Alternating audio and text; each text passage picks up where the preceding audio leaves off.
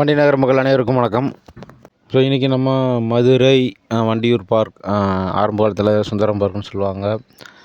இது வண்டியூர் லேக்கோட ஒரு சொந்தமானது. வண்டியூர் லேக் மொத்தம் பார்த்தீங்கன்னா ஒரு 600 ஏக்கர் வரும். ஆரம்ப காலத்துலேருந்தே இங்கே வந்து ஒரு பார்க் அமைச்சு அவ்வளோ அற்புதமாக இருந்துச்சு. இப்போ 50 கோடி செலவில் மறுசீரமைப்பு பண்ணி தமிழ்நாடு அரசு திரும்பவும் வந்து ஓப்பன் பண்ணியிருக்காங்க. இந்த வண்டியூர் பார்க்கில் பார்த்திங்கன்னா தண்ணியில் மிதக்கக்கூடிய பிளாஸ்டிக் மிதக்கக்கூடிய வழிபாதை மாதிரிலாம் போட்டு ஒரு செயற்கை மூலியமாக ஒரு பிளாஸ்டிக் வழிபாதை வந்து அமைச்சிருக்காங்க.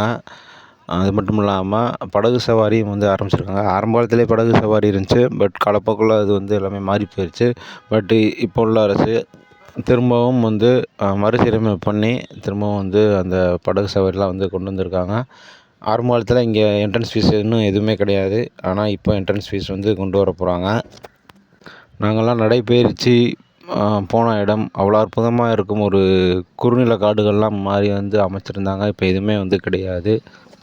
ஸோ ஆரம்பத்துலேருந்து நடைபயிற்சி போகிறவங்களுக்கு இப்போ வந்து என்ட்ரி ஃபீஸ் வாங்குவாங்களா அப்படின்றது தெரியவில்லை. போனால் தான் தெரியும். ஸோ 50 கோடி செலவில் வந்து மறுசீரமைப்பு பண்ணாலும் பழைய மரங்கள் வந்து நிறையா இருந்தது. இப்போ எதுவுமே இல்லை. உள்ளே நம்ம அந்த பார்க்குள்ளே போகும்போது ஆரம்பத்தில் அவ்வளோ அற்புதமாக இருக்கும். நிறைய மரங்கள், இப்போ நிறைய மரங்கள் இல்லை. நிறைய மரங்களை வந்து வெட்டிட்டாங்க.